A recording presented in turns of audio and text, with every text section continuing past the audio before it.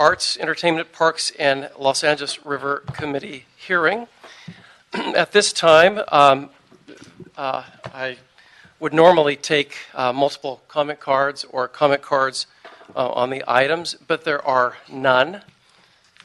This is a first. I've never ever seen this in any committee I've ever served on. Don't jinx it. So we're now so the meeting is coming to order, and we're closing the comment period. So that will take us into the agenda. I'm joined. Sir, yes. Just general public comment, you mean, and multiple agenda item comment. There's nothing. Okay. Yeah. Well, yeah. So we'll close general public comment and multi-agenda item comment. We have a quorum. I'm joined by my colleague David Rue. We are expecting Corinne Price, but we have a quorum. So, Mr. Rue, what I can do here? Let's start with item. Let's take item 1 and 2 on consent, if you have no objections. So we'll take items 1 and 2 on consent, and again, to repeat, there are no cards. That will take us to item 3. Item number 3, Mr. Chair, is a let's try this again. Human Relations Commission and Housing and Community Investment Department to report relative to the city's processes and policy concerns that directly impact the transgender community. Thank you, Mr. Morales. So what I'd like to do is, invite Karina Samala and Francisco Ortega up to the table. Welcome. Welcome. Thank you for having us. Sure. Thank you. Please begin your report. Okay. Hello, council members. Like I said, I'm Karina Samala, the chair of the TAC Transgender Advisory Council. First, I would like to thank Councilmember Mitchell Farrell for his efforts to bring visibility to the transgender community through collaboration with the TAC, 8SEED, and various departments and officials. I'd like to thank committee members Rue and Price for the exceptional leadership, and our council president and budget committee members for keeping their eyes on our community. I'd also like to thank the members of the TAC who are here today. Please stand up to get acknowledged. There are a few members of the TAC. Good to see you. We are a nine-member committee. For the vital commitment and dedication in advising the policies that addresses housing, healthcare, workforce development, and equity for our community. Today, we are here to further our goal of keeping the city's transgender community visible and safe. The discussions taking place today include personal training, housing and shelter access, and identifying funding mechanisms takes bold steps forward. Through TAC's work with the community, we have identified that some individuals find it difficult to find space within the homeless shelter system and have encountered challenges to find appropriate and safe housing. For example, Daniela was a homeless transgender woman who did not have an ID to present to the shelter, which required one, stating she is female. Daniela was placed in a hallway to sleep where they kept the animals of pet owners. Jessica, a transgender woman that during her stay at the shelter was required to bring doctor's letters stating that she was a transgender woman on hormone therapy. Needless to say, this requirement did not provide a warm and understanding environment at this difficult time in Jessica's life. Given the pressing nature of the issues we face, it is crucial to have the continued community support from our City Council, the Los Angeles Police Department, and the Los Angeles Fire Department. The TAC is extremely grateful for their assistance and looks forward in collaborating on the mandatory online and in-person personal trainings. Finally, our partnership with the AIDS Coordinator's Office will add more assistance to help identify funding and programs that serve the transgender community. The work created by the Los Angeles Housing and Community Investment Department and the Transgender Advisory Council is leading the way to provide solutions to our transgender family. And thank you for this opportunity to speak on behalf of the Transgender Advisory Council. Thank you. Thanks, Karina. Thank you so much, Karina. And let me just introduce myself. My name is Francisco Ortega, and I work for the Housing Community Investment Department, and I oversee the Commissions and Community Engagement Unit there, under which we help staff a variety of commissions, the Human Relations Commission, and under the Human Relations Commission, we, of course, help support and staff the work of the Transgender Advisory Council. So wanted to just give you sort of a larger view of why we're here before you today. And I first and foremost want to say thank you to the committee for having us here and for having us work on such an important issue. I think that transgender community, the integration of this community into the city life and the civic life of Los Angeles is, I've repeated this before at this committee, but this is one of the most, I think, innovative. This is probably the pioneer commission or the pioneer council in the country. So we don't necessarily see another body like this throughout the country. This is what Los Angeles is doing to really integrate all facets, all communities, but really paying attention to the transgender community. So we started this process a long time ago. We've been before this committee several times, updating this committee on where we're at with the recommendations that were passed through this committee and brought to full council. So I just wanted to also mention, Mr. O'Farrell, that we've taken and we've whittled it down, and every time we come before you, I think we have more, and there's more that's been done on these fronts, and you'll hear from several people today from several departments that are collaborating on this and making this possible. But also wanted to just add that your staff has been really pushing and really been at the forefront of having us all come together and really create inclusion. So the first item, and I think Karina really went over it well, and I really articulate the way she expressed sort of where we're at with this report.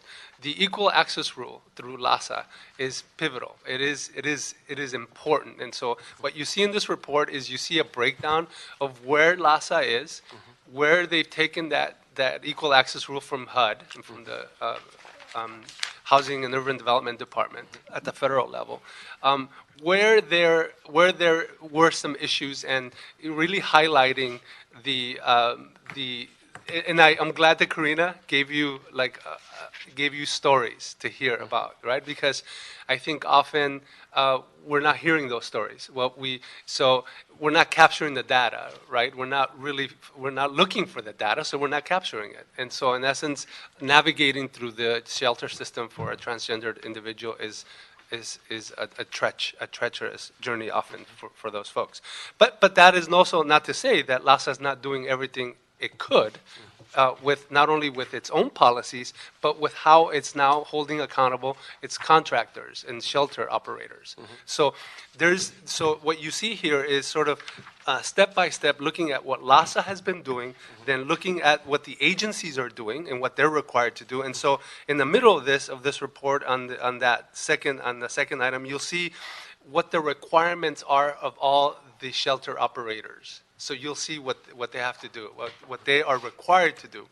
And then given the process even more, so if, say, a grievant, a transgender individual doesn't get the service that they need, or they feel that they were discriminated against on a variety of fronts, then now they have a process, and they're trying to make that process as transparent as possible. Now, Which is, I'm just going to interject, it's more important than ever now, especially since we are planning on building bridge housing across the city.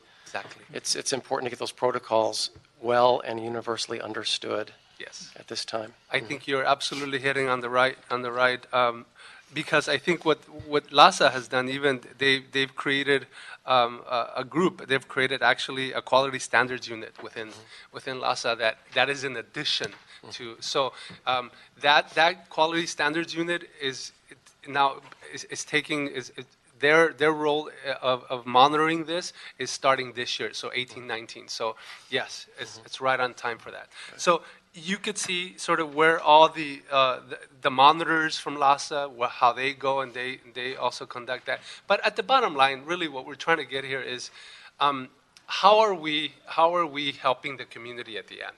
How are they really accessing? And then for us, I think next steps would be to really identify tracking, numbers, complaints. LASA has, since it's implemented a lot of these pieces, it has seen a decrease in grievances.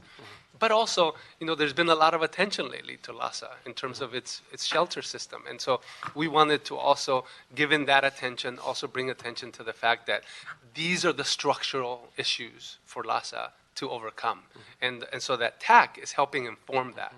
And there's way more, by the way, way more collaboration, and there has been in the past 6-7 months with LASA officials, with LASA personnel coming to TAC and presenting before them to talk not only about the shelters, but talk about housing in general. So that's where that stands, and you see the recommendations there, and the continuously trying to implement the equal access rule and creating its own access rule. So even LASA has gone beyond the federal government and created its own access rule. So How does that, what does that mean, their own access rules? well, meaning that I think that that the federal rule goes up into a point, and then LASA has more protections for the communities. Could you give us some examples of how we go a little beyond that? Well, I think that if you see I wish I could reference the actual HUD, right, access rule, but if you look at what LASA is doing, everything that I just outlined, council member, is in addition to. So creating the accountability body, the the access, the group that just got formed at LASA, the Quality Standards Unit, that is a response to having more, right? Having more oversight. And that's not one of HUD's requirements. It's not. That's ours. That's LASA's LASA's, requirement, right? And also providing, for example, one thing that I failed to mention, they've also partnered with the city attorney's mediation unit, so that if there is a need for mediation, then that group can step in. And also, it's a requirement also now that they follow up after, so that after mediation and after there's a grievance, that there has to be a deliberation, so that the grievant can say, oh, okay, so you said no, or you said yes, or my grievance was heard, and then there has to be a formal written process by which that grievant then gets a response. So there's mediation, and then there's a response and a follow-up. So I guess there's still probably, the community's probably not still going to be satisfied with that. They want probably further protections and more assurances that when a transgender person accesses those shelters, they will be treated fairly with dignity, and that they will have the services that other people have at those shelters. So anyway, I'm sorry, does that answer some of what you were asking, Councilmember? Okay. The other, I won't talk so much about these, Councilmember. What I'll do is just let the folks from the personnel department, especially given our work with Michael Gold, who's been working with us, but about the trainings and the online and then the face-to-face training on cultural competency. Those are probably the most. I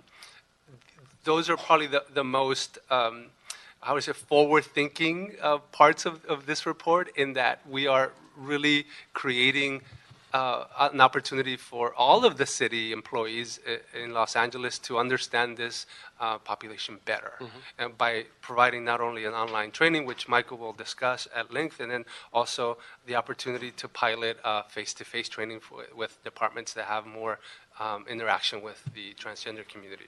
And then lastly, I think we'll also hear from the AIDS coordinator's office out of the disabilities department to talk about the funding opportunities that Karina had alluded to earlier in her opening remarks. Okay. And so that gives you a better sense of, they'll be better served by, you'll be better served by hearing from them directly about what they're intending to do. Okay, terrific. All right. Terrific. So why don't we do this? Why don't we have Michael Gold from Personnel and Ricky Rosales from Disability come up for... Would you have me stay here? Yeah, why don't you both stay here? There's plenty of chairs.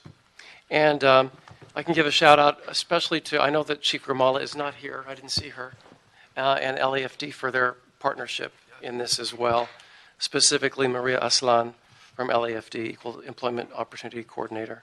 So, I think she's here. She's present. okay, Maria's here. terrific. Where? Oh, there she is. Okay. Hi. Thank you for your help and support. All right.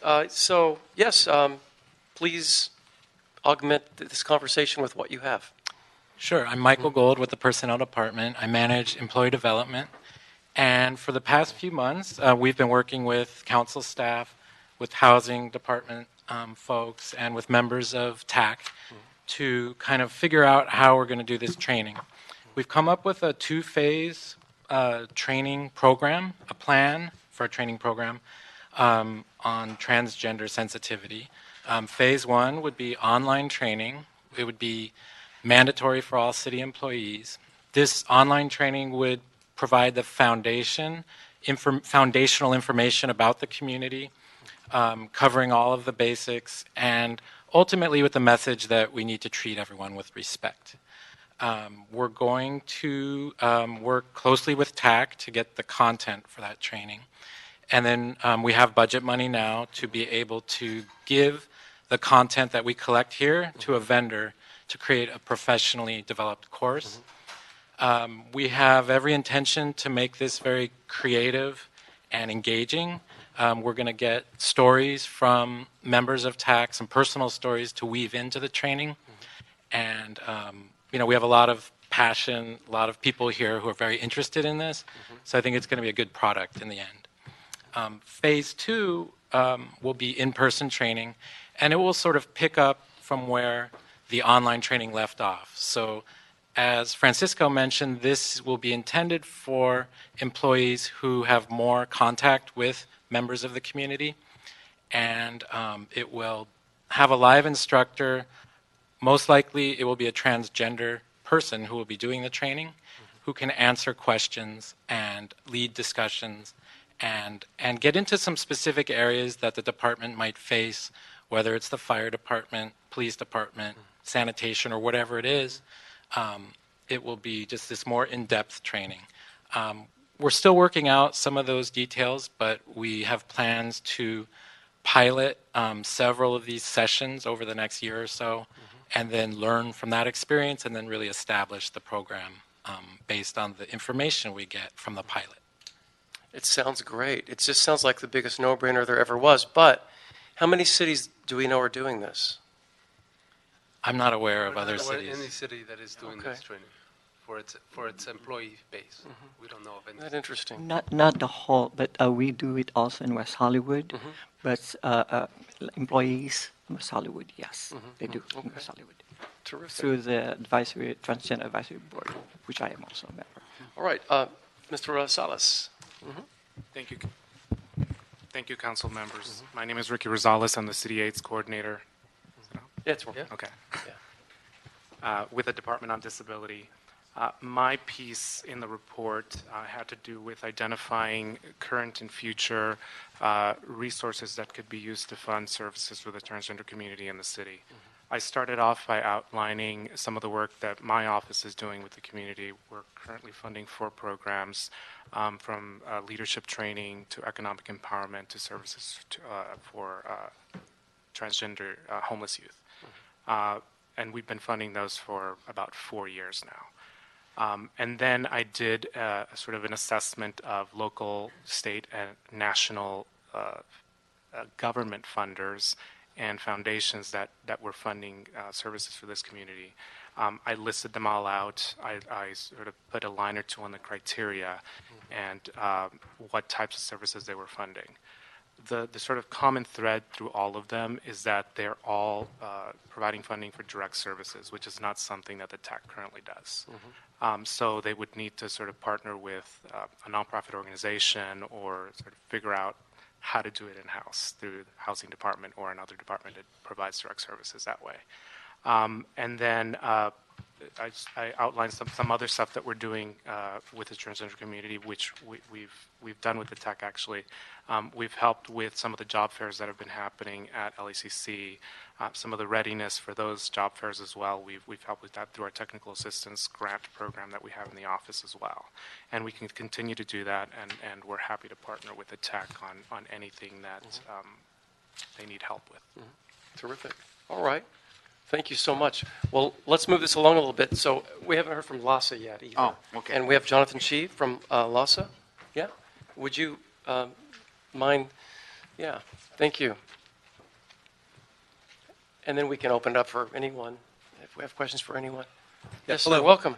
Yep, Jonathan Shee. I am the Quality Standards and Special Projects Manager with LASA. And Councilmember, thank you for having me here. Sure.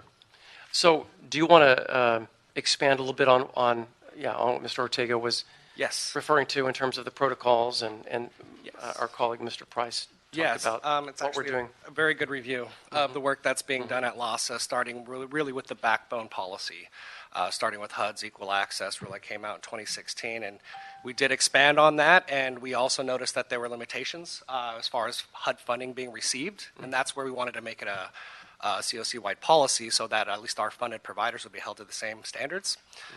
It is a great start. There's a lot of work to continuously do. And we talked about our grievance process and trying to make sure that all of our participants know their rights when it comes to working with their service providers.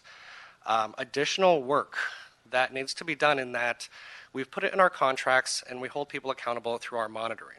But it is something newer in which we need to continue to provide the support and the training to all of our providers in the community, which is going to be ramped up in our next quarter when it comes to providing roundtables and also actually going to agencies to do these trainings, partnering with the LGBT Center, who has assisted us in providing 4 trainings in 2016 across LA County, as well as continued training throughout this next year, which can be done in webinar and also in person.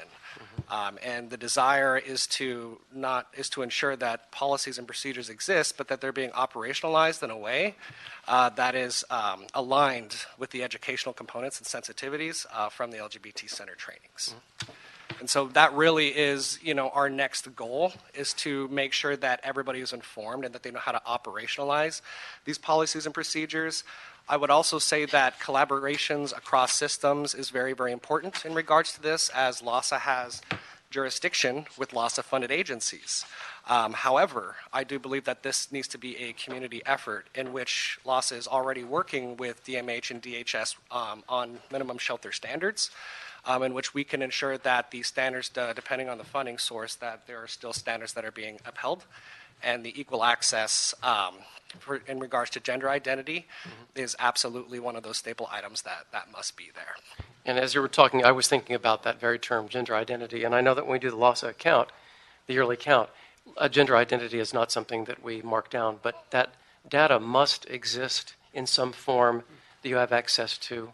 I think that's really what we're looking into right now, because we want that to inform what our approach with the community is, and then understanding what the challenges and what those gaps are. And our approach is only as good as the data. And so what we are looking in is all of our serving data systems, what's being put into HMIS and what is incorporated within intake paperwork and what is being tracked. So the data is going to be a very important component. And the hope is that, very shortly we understand where all the data points are being collected and assessing if that actually does accomplish the information that we need to ensure that we're creating programs that are effective. And again, we're on this very, very ambitious path to bridge housing, and then while we're building the permanent supportive housing, and it's an all hands on deck approach. So it would be really helpful to find out if there are areas, regions where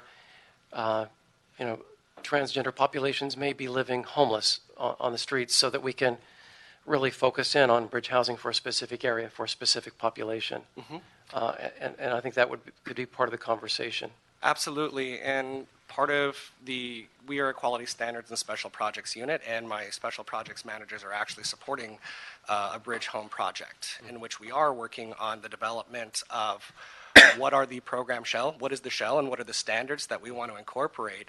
And I think that's an important piece to add in as we do have our partnerships with our outreach teams to understand the demographics and who we are looking to serve with these temporary shelters, in which I think that's important that that information is incorporated when we are looking at regions. And you mentioned the LGBT Los Angeles Center, but there's also Bienestar, and a lot of organizations can provide you with, at the very least, anecdotal information about their clients. So I think there's a real collaboration opportunity there as well. If we can open it up now. I have a question in terms of the adjudication process with the access rule, the HUD recommendation, et cetera, the complaints. I know that there are people who complain, and there are people who complain but also officially file a complaint. And those are sometimes two different populations. So do you want to elaborate a little bit on that? Wanting to make sure I'm understanding your question. So the adjudication process that LASA has in terms of equal access. So essentially, the difference between a complaint and a grievance, is dependent upon the nature of our funder agreements, in which that, complaints and grievances, we have it set up that it starts with an agency, and that the participants understand their rights of appeal and escalation, and that, and I would also add that a complaint can come into LASA at any time as well. And when it comes to certain things in relation to gender identity or ADA accessibility and those things, we will bypass some of that process to immediately engage with that agency, and that we have incorporated these and also in our scopes of required services. So even outside of our grievance process, if we are hearing about these and it comes in as a complaint, it does not matter. It is a violation of a scope of required service that we would approach. And so whether it's a complaint or a formal grievance, that depends a lot on the way that it comes in and process-oriented, but based upon what we require for our agencies and shelters, a complaint or a grievance needs to be addressed. And do the agencies that you contract out with have a very specific criteria on what needs to rise to the level of interacting directly with you themselves? Yes. Yeah, Okay. It's very clearly laid out in the contract requirements. Okay, all right. Mr. Ryu had a question. I know you, or two. No, I don't have a question. I just have a comment. I just want to first applaud and thank you to our chairman for really taking a leadership role in this and really helping guide the council on all this forward thinking. I really appreciate that. And I think this is a phenomenal study and a phenomenal report on equal access, creating all these new rules that no one else even has. Equal access as well as the sensitivity training. I can't agree with this more, and I support this wholeheartedly. But, equal access is very, very important, but at the same time, as the chairman was alluding to, we have such a huge crisis right now. And, just a couple of months ago, I went out with my LASA outreach team, where there was a transgendered couple at one of our libraries. And it's a rarity for them to want to come in and get services. But in this particular occasion, they said, yes, I'd like to come in. But they said under two conditions. And I said, what are those conditions? And she said, and she was also on a wheelchair, by the way. And she said, I'm transgendered and I don't want to go to a shelter because I've been to a shelter before and we were attacked. So I'd like to go to at least permanent supportive housing or at least bridge housing. And we're a couple, we like to be together. So we want to be together and we want to be in some sort of, even a secluded space so they could have some sort of protection, which was fully valid request. Absolutely. We brought them into one of our CESs. I was with them for about 2 hours, but I had to go. They were there for 4 or 5 hours, and they couldn't get placed because we're all full. And that goes to show that. And I know we're building temporary housing, and I'm working on bridge housing in Hollywood, and actually Councilman O'Farrell is as well, and it's a matter of which one gets open first.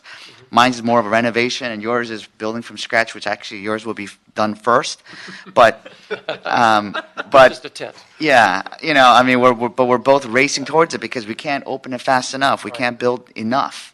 And at one point, we even considered the bridge housing in Hollywood for 30 beds in my facility to possibly look at transgendered to be just for that population. But, we need not just equal access, but just more facilities. And it's so sad because even yesterday, someone walked into my field office asking for placement, and every shelter was full. I mean, it was at 6 p.m., so that's another problem. Everybody closes down after 5, but every shelter, every facility was full.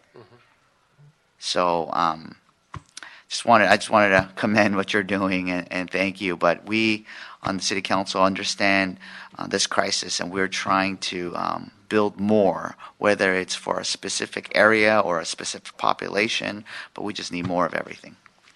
Thank you for those comments, Mr. That's completely accurate. And as you're talking, I'm just thinking about how much more humane our approach is, in my view, with this bridge housing. I mean, we know that at the Hollywood Bridge Housing, we're going to provide an area for formerly homeless individuals and their pets and their dogs. I mean, that's a value that I hold very near and dear.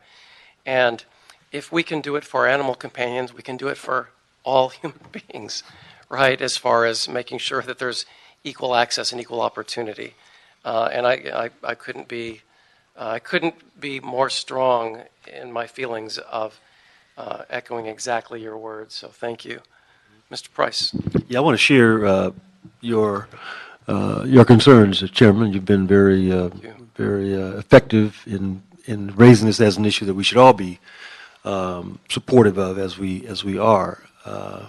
We know how important it is that we connect with every segment of our community, not the least of which is this transgender community, but we must connect with all, providing services and providing resources in ways that we just haven't before. And special populations deserve special attention, special treatment. I've got a project site in my district that we are allocating for veteran women with kids, with kids. Again, we just can't provide enough resources. And so we just appreciate the leadership that you've taken on this, your willingness to step out and to speak up and to make sure that everyone is a part of this recovery that we're undergoing. So again, I thank you for your efforts. Thank you, Mr. Chairman. Appreciate it. Thank you, sir. Thank you very much. All right, with no further comments, so thank you so much for all of your collective work. It's really terrific. I didn't realize we were making history, but we are, and everyone should be very proud of that. Yes. And making history is one thing, but making it work is the most important. So we'll make it work. So my recommendations are receive and file the HRC report. Number 2, instruct the Personnel Department with assistance from the HRC and the TAC to report back to Council with an expenditure plan to effectuate a mandatory transgender cultural sensitivity training program for all city employees. Number 3, instruct LAPD and the LAFD with the assistance of the HRC and the TAC to coordinate with personnel to effectuate the intent of the transgender cultural sensitivity training program. And lastly, request that the city attorney prepare and present an ordinance to mandate that all city employees must complete the transgender cultural sensitivity training program to be offered through the personnel department. The city attorney should work with the CAO to ensure that meet and confer obligations, if any, are met prior to submitting this ordinance. And without objection, that shall be the order. All right. Seeing as there's no objection, we're set with that. And Mr. Price, what we did before your arrival was we took items 1 and 2 on consent as there were no cards, and if that'll hold. And that then brings us to special agenda item 1 on the Los Angeles River. Mr. Morales. Mr. Chair, item number 1 on the special meeting agenda is motion O'Farrell Martinez relative to the feasibility study of the Enhanced Infrastructure Financing District to reflect the latest changes impacting the city's proposal for river improvements. Thank you so much. And I know we have Sam Hughes, Assistant General Manager of the Economic Workforce Development Department. Welcome, Mr. Hughes, and thank you. And we also have Dora Huerta from the City CLA office. Thank you.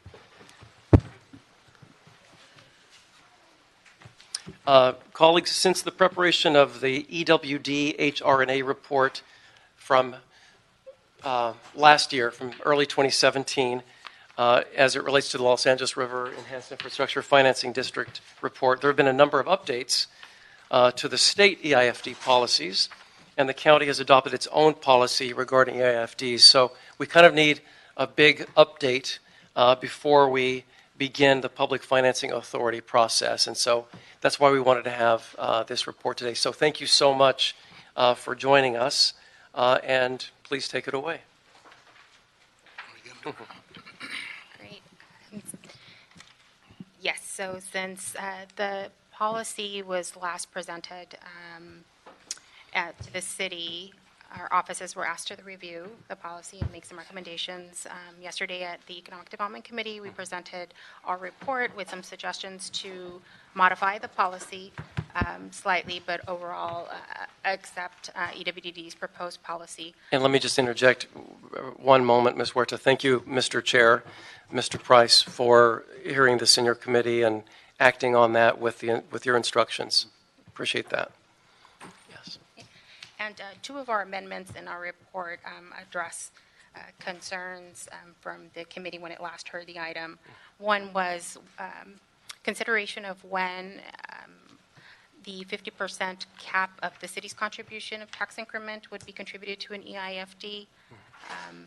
EWDD presented a 50% cap with some exceptions. Our office recommends that any exception be considered on a case-by-case basis with additional justification for an increase to the 50% to the EIFD, as well as consideration of the new change to EIFD law pursuant to AB 1568, which allows for the direction of local sales and tax use revenue to support EIFDs. So if any proposal came before council, that it would consider the 50% contribution amount, and if there is a higher amount, consider that the analysis also be done at the higher, so you have the 50 and the higher, and then should a NIFTY be considered for each of those proposals, that it also be factored into the analysis. And to interject, I know what NIFTY is because Christine Peters told me what it is. Neighborhood Infill and Finance Improvement Area. Yes. And you'll elaborate on that? I can. It's a big fancy acronym for what I just said. Yes. It sounds very easy, but it's quite complicated. Yes. Quite complex. And the second amendment that we proposed to the EIFD proposed draft policy from EWDD was that the process be initiated not through an email, but through a motion adopted by council with specified information in the motion. So, and that motion would initiate the feasibility review process through the department. So those are the two recommendations. The recommended amendments. Our report also instructed EWDD to report back on any other changes that the policy may need in light of this new legislation, AB 1568, the NIFTY, and to follow formation in other cities. We know that 3 cities have formed EIFDs, including West Sacramento, Otay Mesa, Southern California, as well as Laverne. And they are all EIFDs that only include the city, not partnering with the county. Right. And so we know West Sacramento and we know Laverne, small towns, and Otay Mesa. We know these are small populations who have effectuated EIFDs, which is why ours is fairly ambitious because we're the largest population by far. But we've been working on this for 4 years, essentially, already.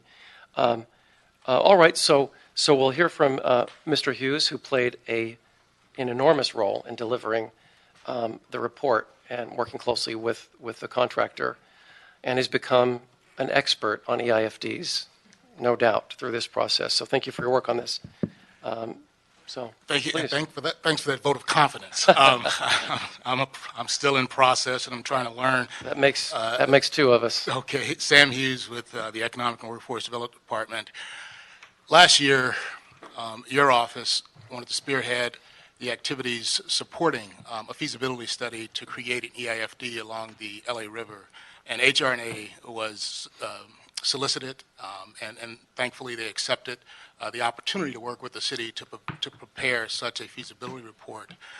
Sort of in tandem, or quite honestly, a little lagging that, was the EIFD establishment and investment policy, which was necessary and really a precursor to any feasibility study that ultimately needs to be done, whether it's along the LA River, Venice, or any place else. The city policy and framework, essentially. Exactly. And on yesterday, as Adora mentioned, at the Economic Development Committee meeting, the establishment policy was approved with the amendments, as Dora just mentioned, and just as soon as that policy is adopted, I believe we, like the county, will have achieved a huge victory, and it's a good thing not only for the county, but certainly for the city of Los Angeles, as we ultimately take steps to actually use the tools, these economic development financing tools that the state has made available to us. And so in the case of CD13, more specifically the LA River, I note that in the motion, it asked about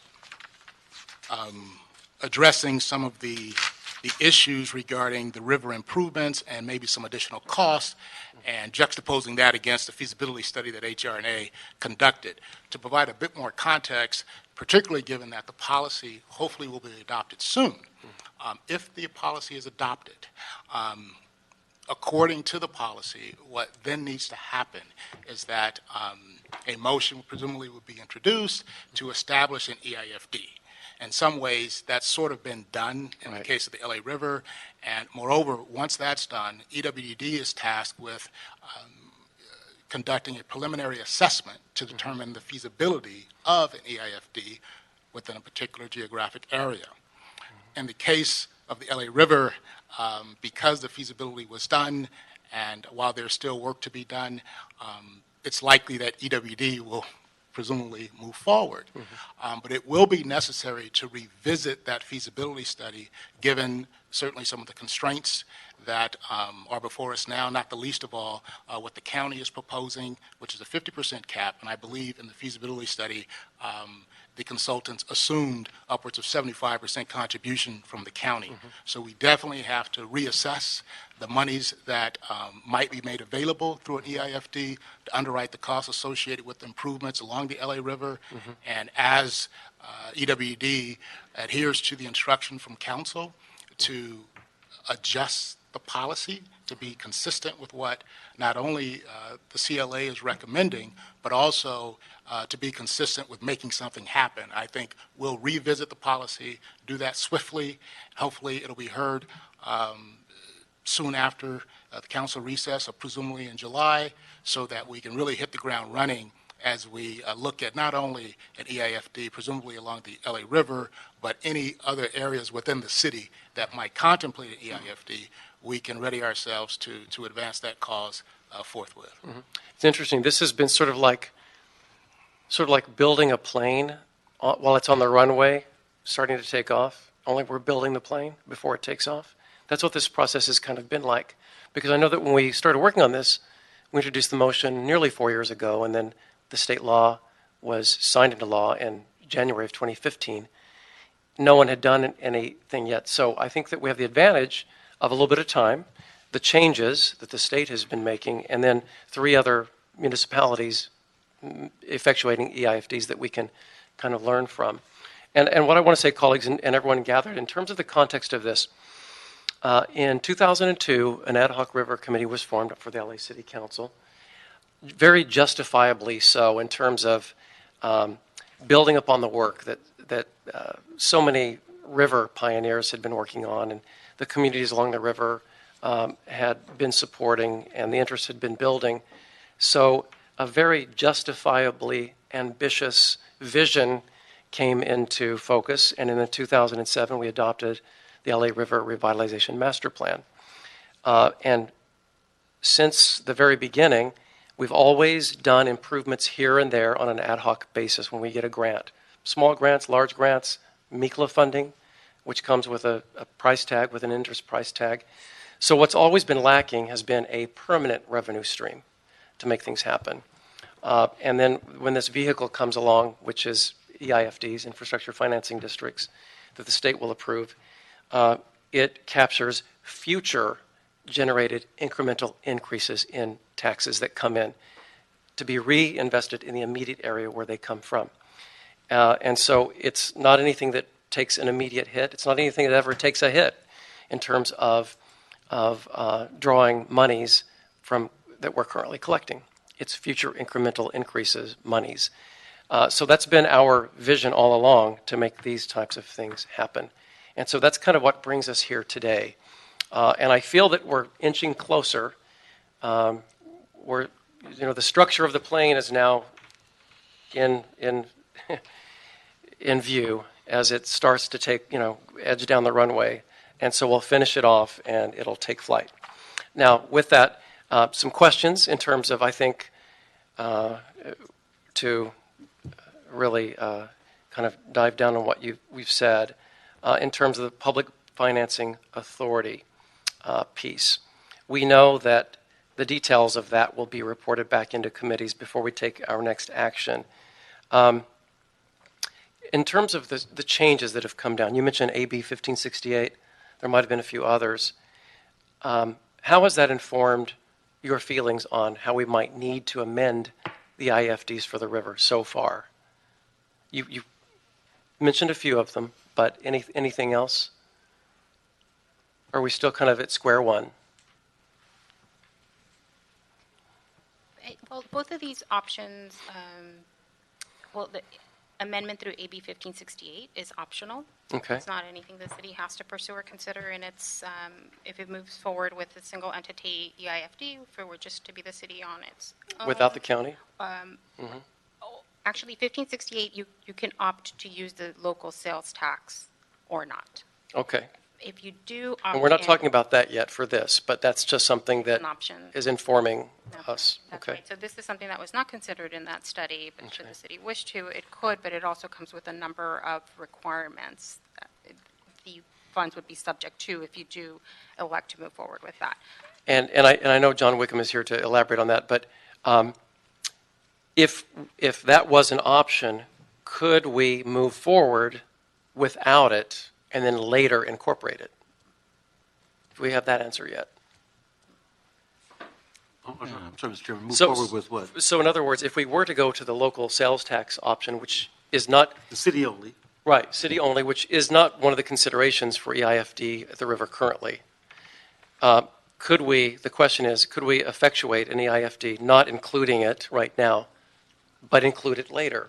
That's one of the questions I would think that we would need answered. We'll definitely look into that Okay. and see if that's something that could be added a little bit later. Not that I certainly don't have an agenda on that at all, but just it'd be a good question to have answered. Yeah. I think John Wigan with the CLA's office, I wanted to point out, with all of the changes that have come along in state law and then with the county passing their policy, what that has helped staff to do is prepare kind of a framework that will allow council members or anybody else who's trying to inform a motion actually draft the motion with the instruction. And so once the policy is finally adopted, that'll be at a point when really we have that framework for that plane where we're putting the aluminum on the outside of it, Okay. and that's when you're going to be able to start fueling it up. Okay, Right. good. The metaphor So- is working. I'm trying. I'm always there with you, Councilman. So, but yeah, that framework is really what's critical. That's coming together right now, and once we have that policy passed, and with these recent changes in state law and the county policy, that's helped us to flesh that out in a way that will allow you to move forward on that initial preliminary assessment that Sam mentioned, and the additional further assessment once we know that that's viable. Okay. Another question. Did you have something to add to that? Yes, Laura? Yeah. another piece to the plane that's coming together is our report on the appointment to the Public Finance Authority and how that would be established. And that's kind of where it's going to go next. There appear to be some conflicts with what the state EIFD law requires in terms of the appointees for the Public Financing Authority vis-a-vis our own city charter, right?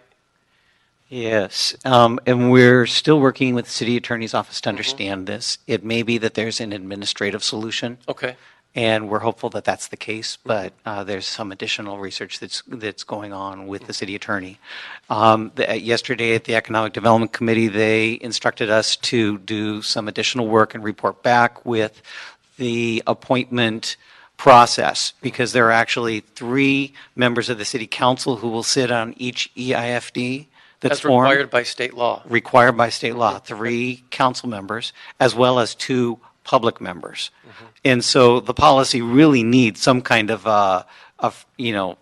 set of instructions on how those people will be appointed to the PFA, who will be appointing the public members, who will be appointing the council members, and any criteria that might be necessary in considering an appointment. And we need to know whether we can put those additional criteria in there. Okay. Such as, does a public member need to live in or work in the EIFD area? Those kinds of things. We often, a lot of our charter required commissions, et cetera, require that the person at least live in the city of Los Angeles. Right. And the state law is silent on that matter. Okay. So the council may want to consider some criteria in that vein. Okay, and that dovetails into kind of the next question. Of the 3 municipalities that have done this, are they partnering with their counties that we know of? Because that again, they then appoint board members as well, and that gets you to 10, if I'm not mistaken. So. Yes. None of the 3 Okay. have partnered with the county. They're Right. all city members. They have 3 of their council members and 2 members of the public. And I think that any one of us who have been really part of this EIFD sort of evaluation over the years are kind of internally weighing the upsides and the downsides. And I've heard them both. When I went to West Sacramento and got the presentation there, you kind of hear the upside and the downside. And it's hard to compare a city like West Sacramento, population 30,000, to river EIFDs, which will be population nearly 1 million, as far as just the river study area. So that's a consideration we're going to have to look into. Do you have any thoughts on upsides, downsides? Well, I believe, particularly with respect to the bond issuance, we talk about the number of voters. You need 55% voter approval, I believe, in order to issue bonds. And so the consideration, I think, with respect to moving forward with an EIFD is something that EWDD will take that into consideration. That is the likelihood of voter approval to the extent that we can. But I know that that's one of the prongs, if you will, one of the legs to our chair that we do in our preliminary assessment. In addition to sort of the quantitative analysis, it's okay, what's the likelihood of this happening, and when can it happen? How long will it take, to issue a $5 million bond versus a $70 million bond or a $150 million bond? Right. And so, in addition to evaluating the numbers, it's getting a feel about the likelihood of voter approval. And so, when you talk about the number of residents, those are things to be considered. These bonds are project specific, right? Yes. Yeah, right. So you identify a project, and then you put it before a vote to bond to get the monies, and then build the project. Sure. There's a financing plan that the PFA will prepare in anticipation of issuing bonds to bankroll a project or projects in a particular district or outside a district for that matter, if in fact it can be proven that any activity outside the district will somehow benefit the district.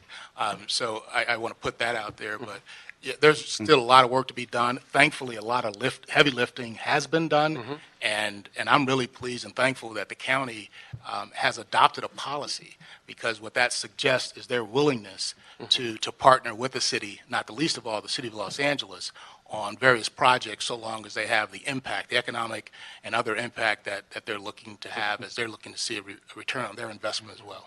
Okay. So I think Sam points to one of the strengths of the policy that the Economic Development Committee approved yesterday, which is, at the front end, you have kind of a two-tier review process where EWDD can do a quick strike analysis to see whether there's any merit to look at this and move forward. And we already know that there's been a lot of work done on the river, but in any EFD generally. So they will be able to, with the tools that they have and the resources they have, do a very quick strike and come back to you very quickly with, hey, this is what we see. And now that we've got this county policy and these changes to state law, they'll incorporate that and be able to come back with that quick strike. And that will allow you to decide whether you want to move on to the next piece. And the next piece is really working with a variety of city departments, CLA, CAO, engineering, rec and parks, whoever else, public works, whoever else is really critical to deciding what kinds of projects are going to be moving forward in that EIFD. So that before you even get to the forming the PFA process, you've really done a substantial amount of work to know this is really where you want to go. Once you create the PFA, it is out of the hands of the city council. The PFA is an independent body, and they make their own decisions. I imagine city staff might be providing some preliminary support to that PFA until they get staffed, and then they would be independent just like the CRA of old was independent. And so I think EWDD has put together for you a policy that gives you every ability to analyze this fully and in depth, and you know what you're getting into by the time you turn this over to an independent body. And you're really kind of, as far as my next question, you're already talking about issues that need to be resolved prior to introducing the resolution of intention. You're already talking about some of those issues. What are some of the others? Because the resolution of intention is the motion that you're talking about, right? And Sam? that resolution of intention forms that public financing authority. Right. So at that point, it is formed into all of these issues, So, including the appointment process. The and appointment process, long-term. are we going to partner with the county or not? I mean, all of those things are resolved. And if we do, Which they portion would of need the their LA own River do resolution you want to authority. include in your EIFD? Is it the entire length of the river? Is it Right. a segment of the river? Is it a quarter mile from the banks of the river? Is it 2 miles from the banks? Right. Are there other redevelopment areas that fall within the boundary that's been proposed because that affects how much tax And increment we've is had available? those discussions before, Mr. Price. Yes, yeah, right. So do we want to, Are there other EIFDs proposed that would overlap, and what is the impact of that? Yeah. So there's a lot of preliminary work before you create a PFA that's going to okay. take And I effect. think also capitalizing the PFA. Within the draft policy, our estimate is about $500,000. It could be a little less than that, or it can be 100% more than that. Right. So capitalizing the PFA, and if in fact, the county is going to participate, we're going to go in 50-50, at least in proportion to the level of TI to be committed, or is the city going to bankroll the startup costs associated with that PFA, notwithstanding the fact that they would likely get repaid as the TI starts to come in. But the upfront cost is something to consider, and that's sort of will definitely be part of our evaluation on the front side. Okay. Yeah, that's a great point, too. And back to the NIFTY a little bit. Again, neighborhood infill and finance improvement area and boundary overlap in relation to boundary overlap. So that's a transportation-focused EIFD, right? Enhanced Infrastructure Financing District, which is transportation infill finance areas. So it's not necessarily transportation. But that could be another possible overlap issue if a NIFTY has been formed, right? So you've got the NIFTYs, you've got the CRAs, which are still drawing down.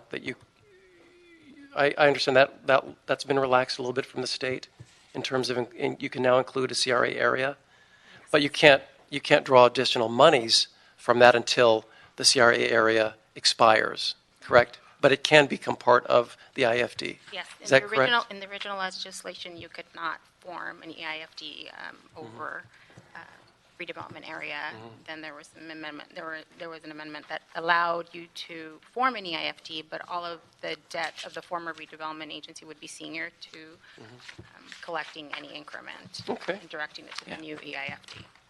All right, so lastly, and colleagues, thanks for indulging me here, but aside from the EIFD, other tools, we've talked about this before, and we know grant opportunities, et cetera, federal funding, which we almost never get anymore.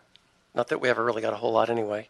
Other grant opportunities have There's a new federal program, the Federal Opportunity Zones. Okay. And a number of the eligible census tracts first off, the good news is the city submitted something like 187 census tracts to be included in that program to the governor. The governor selected 183 of the city's 187 to be submitted to the federal government for inclusion in the program.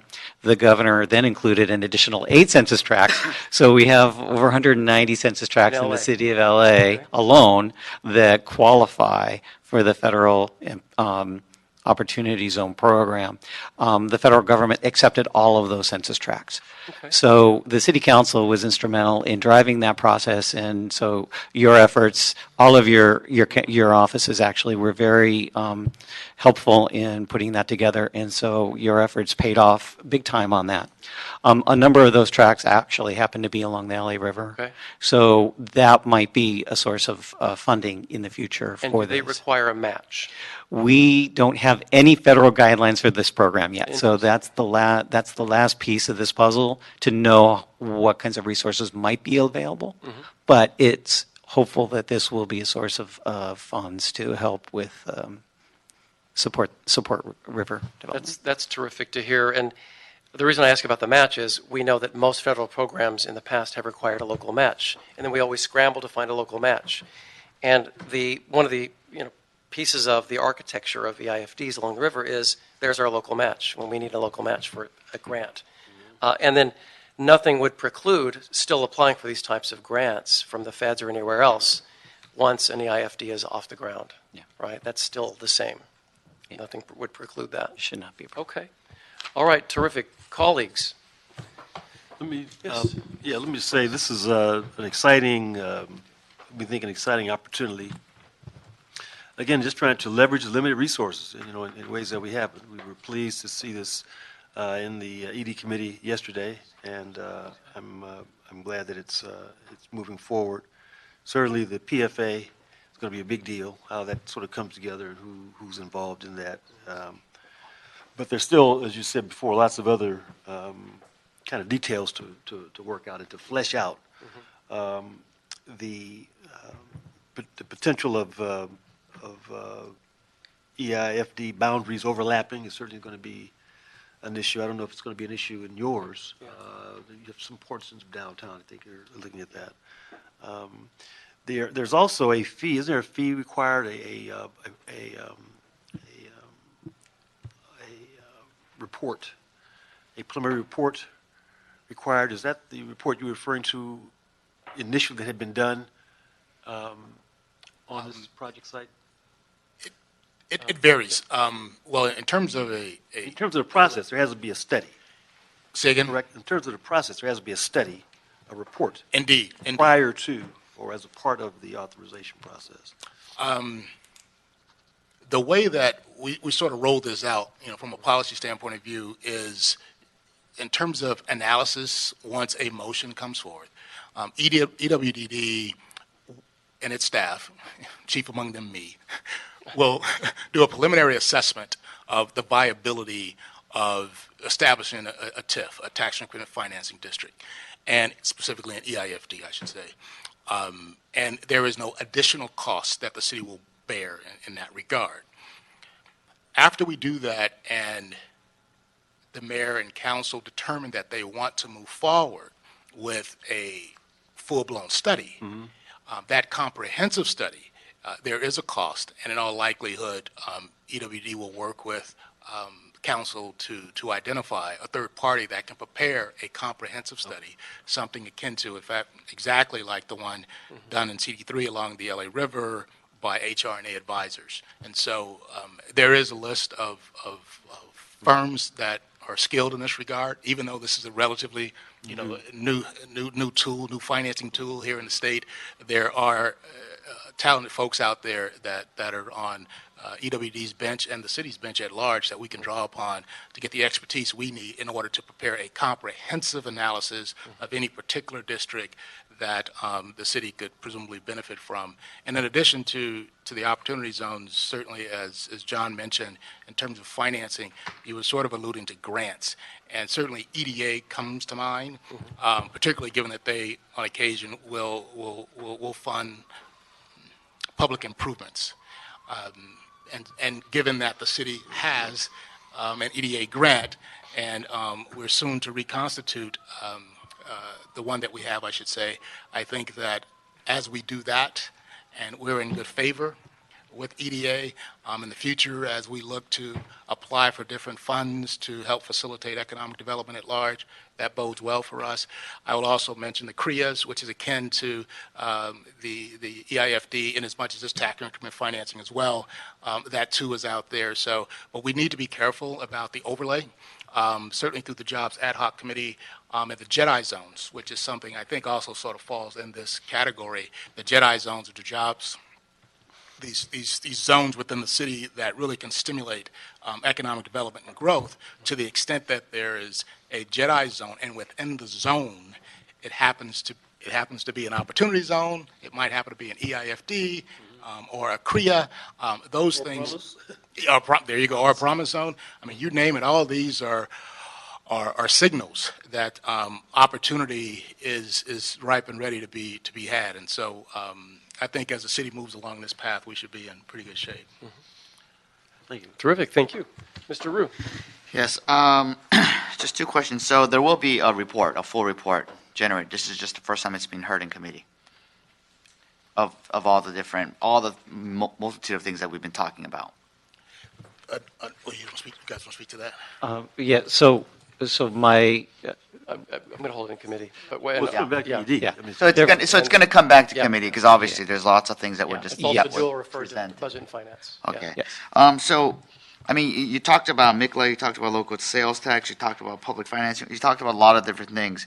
So, can you kind of clear cut tell me, so when we talk various financing tools, does it mean just anything and everything that could possibly fit, or is there in particular? Because I know the discussion was, just talked about all sorts of innovative ways. EIFDs are strictly about using tax increment from the property tax. Property tax, okay. So EIFD is about property tax. And you basically pick a point in time and freeze it, and anything that's the incremental growth in property tax is made available to the EIFD. And it's a percentage. It's not all of it. It's just a percentage of that growth in property tax. Depending on revenue. how it is, the rules under which it is Right. formed. So, Okay. It's not an increase. It's not a property tax increase. It's not a tax increase right. of any kind. I see what you're saying. Yeah, you guys are so innovative. It confused me a little. Wait, so if from the moment in time that you pick, if the property taxes go down, you just won't collect any monies that will go into this fund. correct. Okay. Okay. No, Yeah, no, I look forward to that's good. more comprehensive. I mean, it was very comprehensive today, but something that we could a full report that we could read and really sink our teeth into. Yeah, and I think what you'll see when an actual motion moves forward, so if Mr. O'Farrell puts in a motion to create one for the LA River, it would have some criteria in it. Then you will then at that point start putting together the toolbox to build the airplane and figure out who's going to be flying the plane and then you're off to the races. Yeah, exactly. Great. What's interesting is I like your analogy of you pick a point and you freeze it in time, right? So the whole objective is you can select an EIFD geographic area, and those monies are reinvested right back into that area. That's the beauty of it, and it's future dollars. It's not, you're not shaving anything off of what's being collected now. So it's a pay-as-you-go. It is a pay-as-you-go process. So, thank you. I'm sorry, I might Yeah. add, you mentioned pay-as-you-go, Yeah. and earlier I was talking about voter approval. Right. If the EIFD is formed and the revenue inures to the PFA, if the PFA decides to spend on as the cash comes in, that is not subject to voter approval. Those monies can readily be spent on projects. PFA? Public Financing Authority.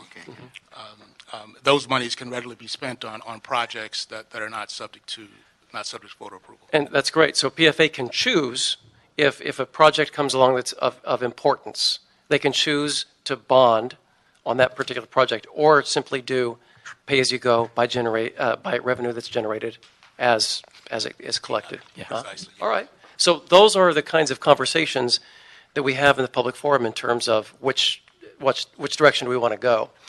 And, not to just beat a dead horse, but right now we have nothing. There is nothing except we apply for whatever we can, and we'll do MECLA funding, and then we have to pay the interest on that. So I've felt since 2014 this is a resource whose time has come. So thank you so much for your great work on this. We look forward to it coming to the 3 committees again. So here are my instructions. Actually, we do have some comment cards here on this item. We have Carrie Sutkin against the proposal and Antonio Hicks, who's giving a general comment. Carrie Sutkin.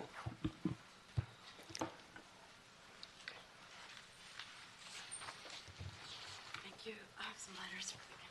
Okay.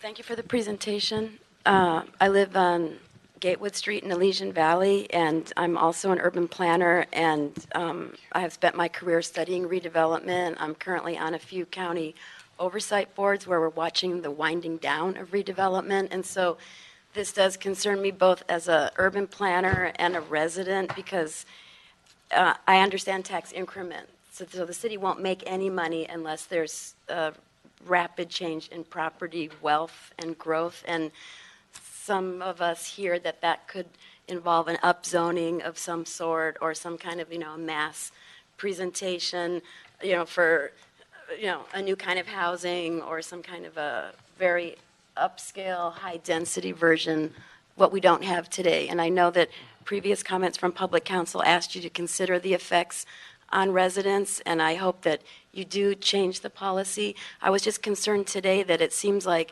there's an EIFD way out ahead of the cart here when there's no policy adopted. We don't even know if the idea is a project-based or an area-based. Thank you. Thank you, Carrie. Antonio Hicks. Thank you. Good afternoon. My name is Antonio Hicks. I'm a senior attorney at Public Counsel, and we also have a seat on the LA River Master Plan Steering Committee. So I want to, first of all, commend the committee, and particularly Councilmember O'Farrell's leadership in shepherding this process forward. We've been following it for some time, as you know. And I guess the most important thing that we want to comment at this point when we're talking about the creation of an EIFD, we know if a large influx of capital comes in to improve the LA River, it's going to bring with it gentrification and displacement. We know this, so let's get ahead of it. And so to borrow from your analogy, I mean, we need to build these into the plane as we're taking off so that when we land, we're ready to deal with whatever those consequences may be. So, we look forward to working with this committee and with Councilmember O'Farrell's office to make sure that there are policies which will prevent gentrification, promote affordable housing, and other economic mobility opportunities. Thank you, Mr. Hicks. And just to add, when I introduced this in 2014, the emphasis was the fact that I was sold on EIFD as a state law was you can bake in funding to go toward low-income housing. That's what sold me on EIFDs. That was like what sealed the deal for me. If that hadn't been in there, I would have not proposed this for the LA River. Because at that time and currently, my number one focus in office is the production of affordable housing and supportive housing for the homeless. And I've got it under construction across my district because I know that when you bring improvements in economic growth and development, there are side effects. So we have to bake into any proposal like this to make sure that we make all of those considerations. And so I look forward to working with you on this. Thank you. Thank you. Thank you so much. All right, so my recommendations moving forward. We're going to hold this motion in the committee, and it has been explained. It's in 2 other committees as well. And so in addition to the instructions in the motion, instruct the CLA and Economic and Workforce Development Department to report back on the formation and appointment process to a public financing authority for the Los Angeles River Enhanced Infrastructure Financing District.